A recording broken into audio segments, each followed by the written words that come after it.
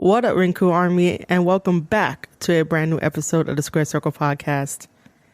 I am your host, Marie Shadows, and on this episode of the Square Circle Podcast, we're going to be talking about my favorite thing in professional wrestling, and that is New Japan Pro Wrestling Night 1 and 2 of Wrestling Dontaku for 2021.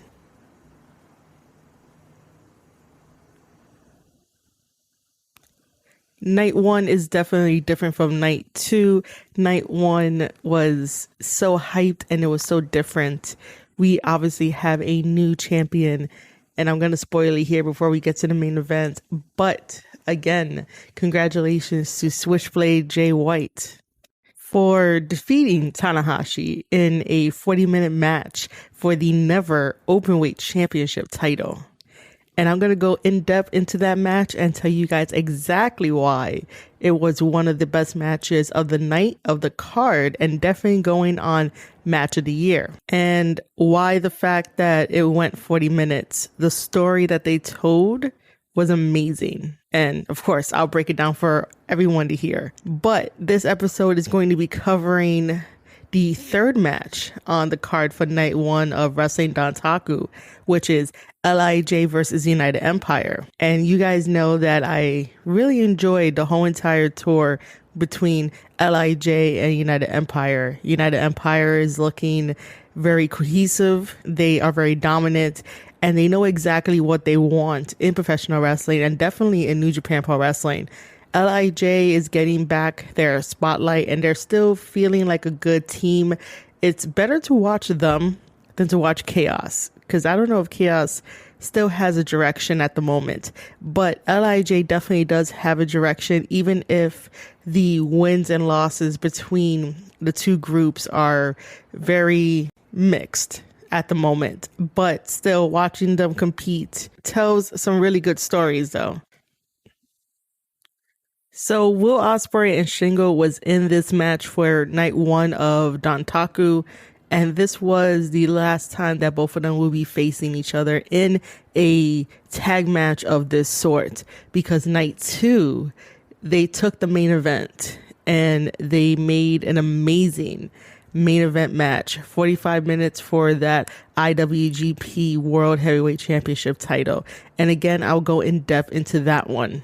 That match is also match of the year, and very different from Jay White versus Tanahashi for the Never Openweight Championship title.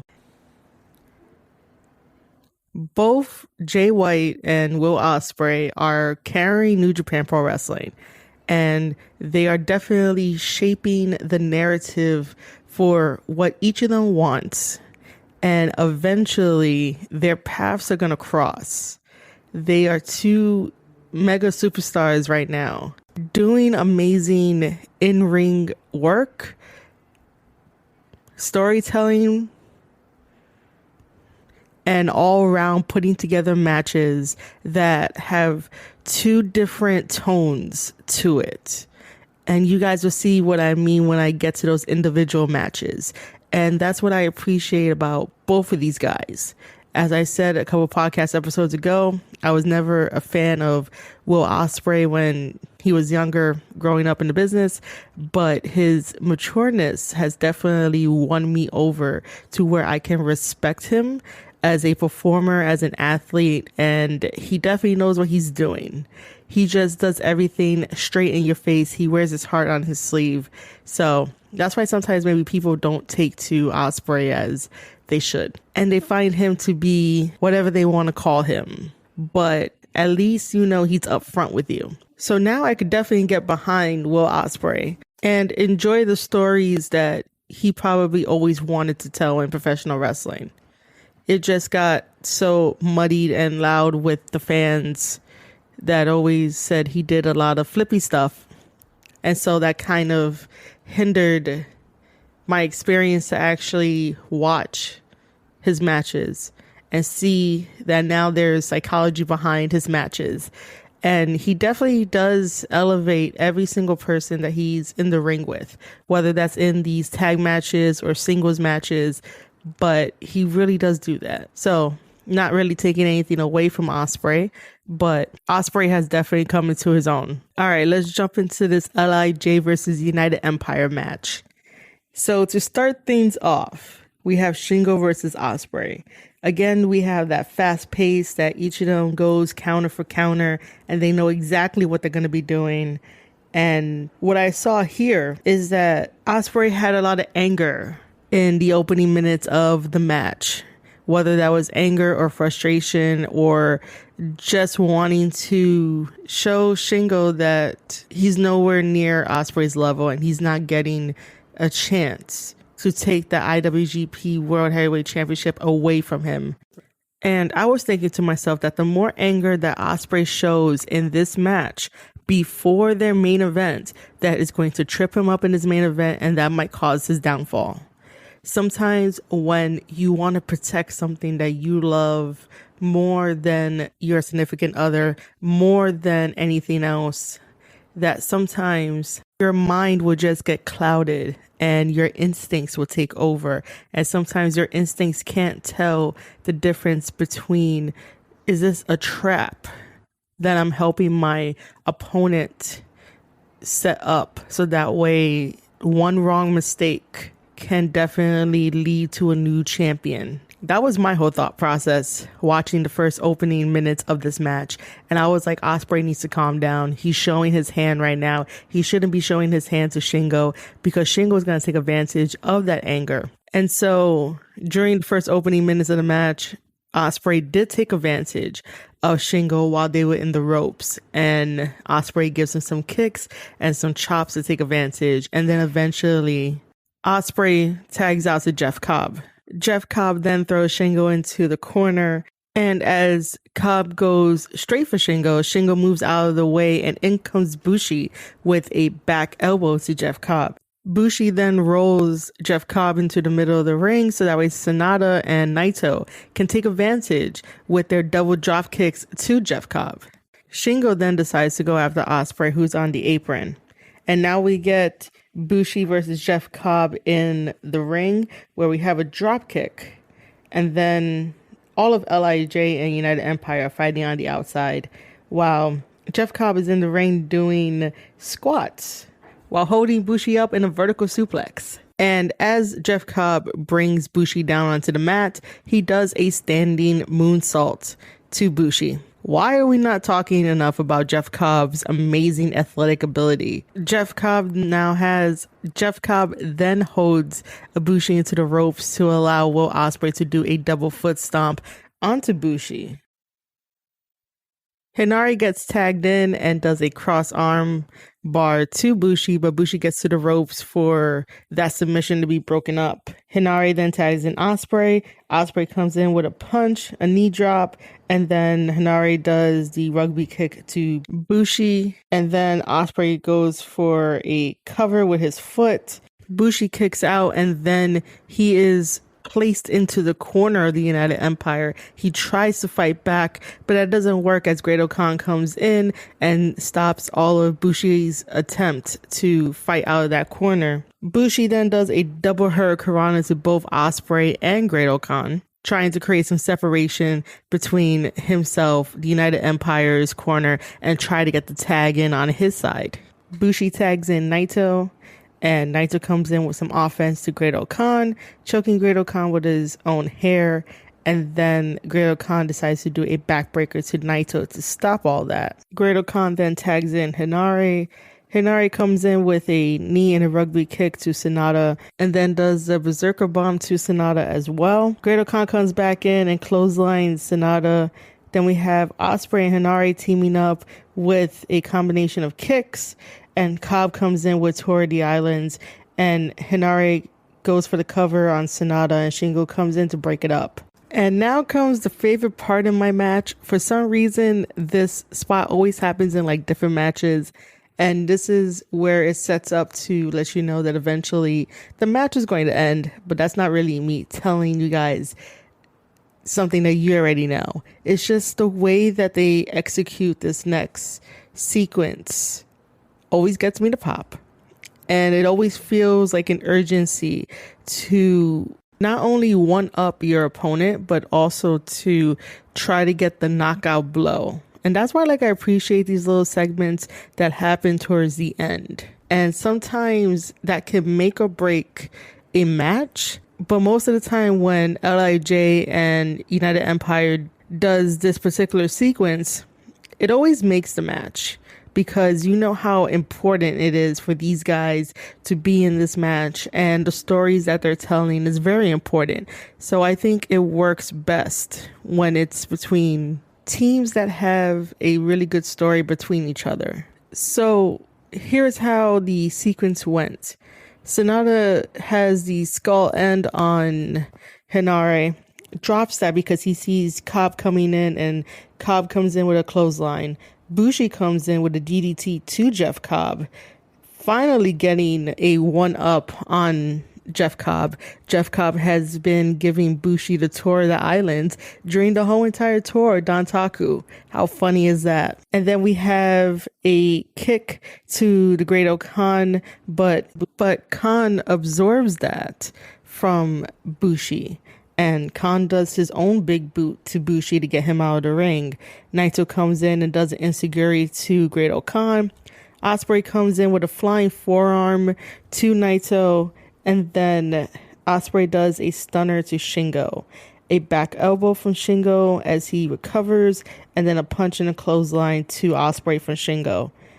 Hinari comes in with a spear to Shingo. So all of these men in the very last sequence has something to prove. They've been fighting all tour long, and yes, sometimes it could get a little repetitive and drawn out, but this is where a sequence like this makes the match. So Great Khan and Naito have their story about what looks like on the surface who could be the most annoying, but in reality is who could be better than the other one. For some reason, it seems like Naito is like the standard bearer of wrestlers going after who don't have enough years under their belt. And I think that Naito helps elevate all young lions, even the ones that have already graduated. The Jeff Cobb and Bushi story on the surface is just that a heavyweight is defeating a junior heavyweight.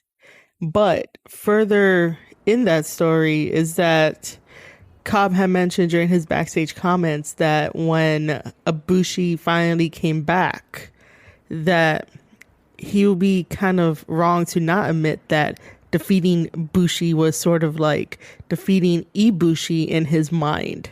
So it sets up that. That was a perfect, clever way of getting the story between Jeff Cobb and Ibushi off the ground without doing a little extra work.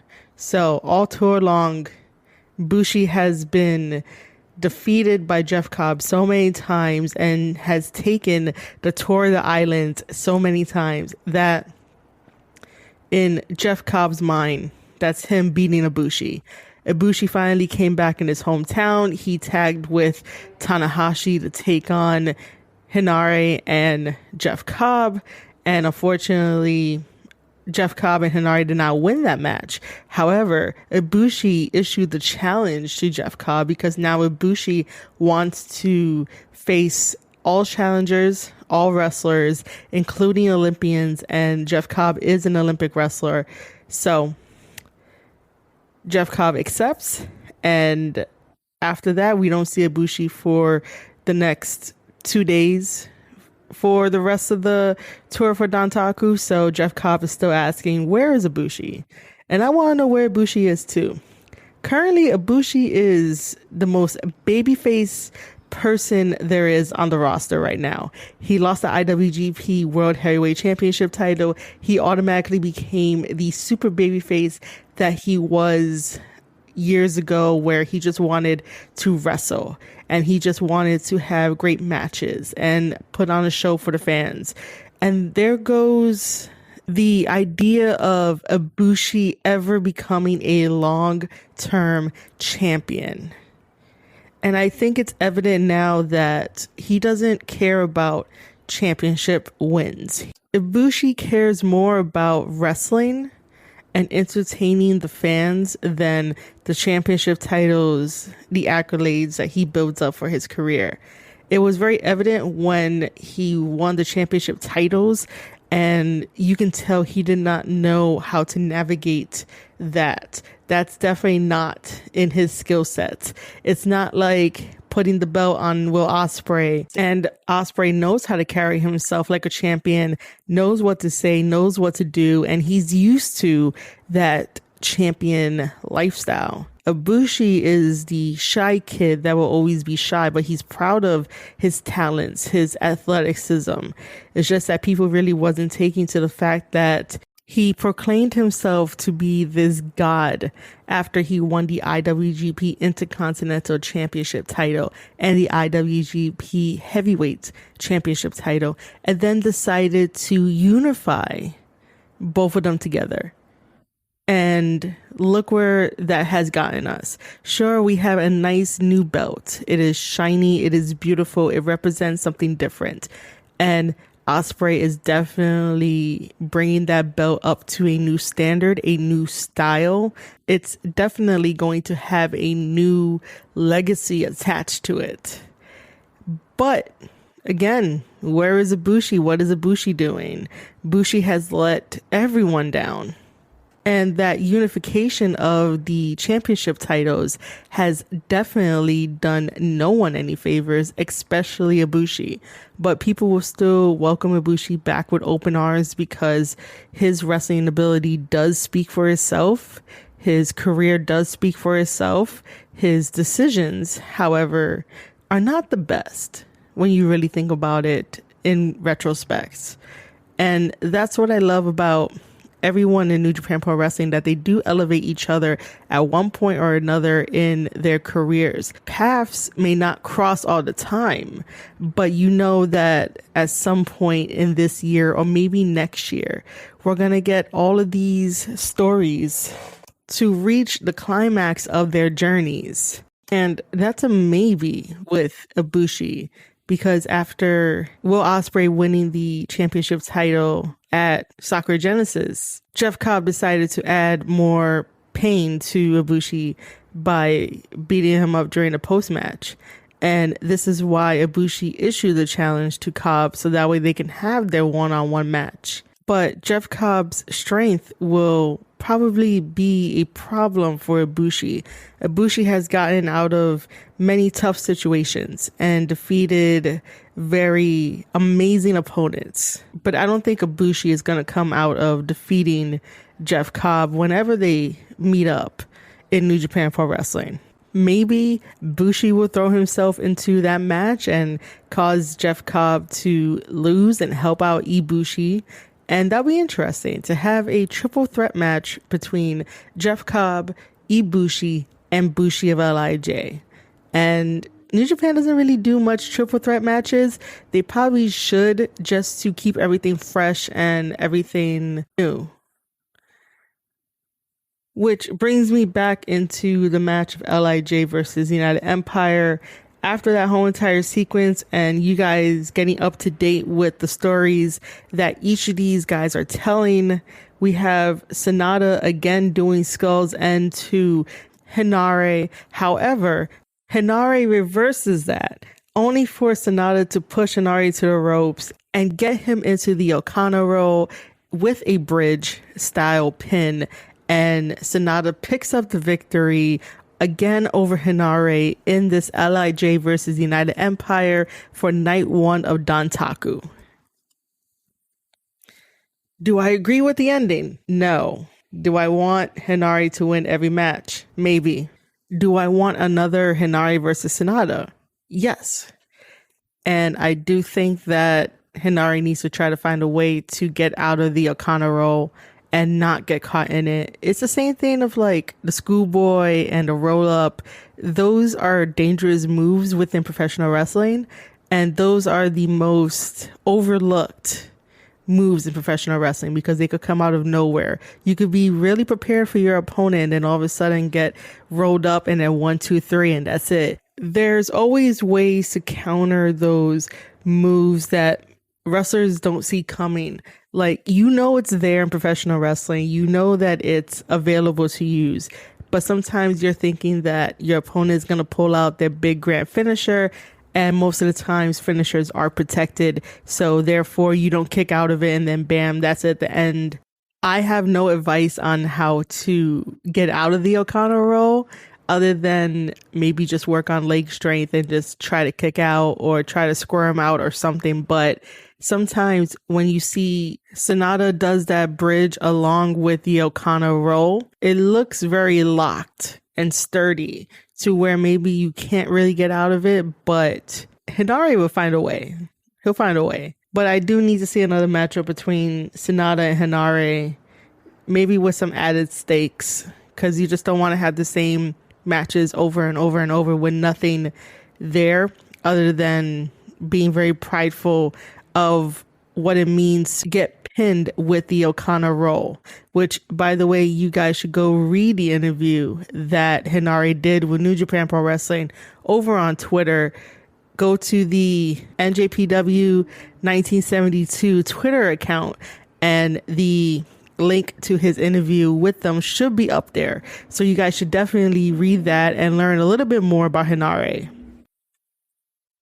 After the wrong person won that match, yes, that's right. I'm going to say here that even though Sonata was victorious over Hinare and getting the win for LIJ, that was the wrong winner. And so post-match, we have Shingo and Ospreay exchanging words.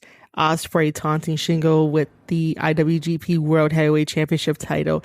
And both of them try to go and do their finishers on each other. Ospreay tries first with Stormbreaker, but Shingo gets out and tries Made in Japan on Will Ospreay, and Ospreay gets out of it, and both of them retreat to either corner of the ring. It wasn't like last time, the last Road to Dontaku show where Shingo managed to do Made in Japan on Will Ospreay and held that IWGP World Heavyweight Championship title in his hand to sort of test the reaction of fans, not only in Japan at the venue, but also on the internet around the world, because it would be a really huge shocker if they gave the belt to Shingo. But obviously, I'm going to spoil it now. Will Ospreay is still our IWGP World Heavyweight Champion. And like I said, I'm going to dive into that match when I get there for night 2 of Wrestling Dontaku. But LIJ versus United Empire, it's always great to watch. It's always great to break down the matches and talk about it. And I had a really fun time watching that match. That match helped set the tone for the rest of the card. And I'll be going over the rest of the card, which means that I'll be going over Zack Sabre Jr. versus Tongaloa, Taichi versus Tamatonga, and our main event of Jay White challenging Tanahashi for that never openweight championship title. All right, ladies and gentlemen, that is about enough of my analysis of LIJ versus the United Empire. I hope you guys had an amazing time listening to this podcast episode as much as I had a great time talking about it. As you guys know, I love all professional wrestling. I really do enjoy talking about New Japan Pro Wrestling. And if you want to spread the love of this episode a little bit more, here is how you can do it. This episode will be available on anchor.fm/Square Circle Podcast. It would also be up on the website, www.ravagelands.com. You could also support it there as well. And if you want to take the conversation a little bit further, I am on Twitter. I am actively on Twitter. So make sure to @me, @Maria_Shadows. All right, guys. You have been listening to an episode of the Square Circle Podcast. I am your host, Marie Shadows, and I'll see you guys in the next one.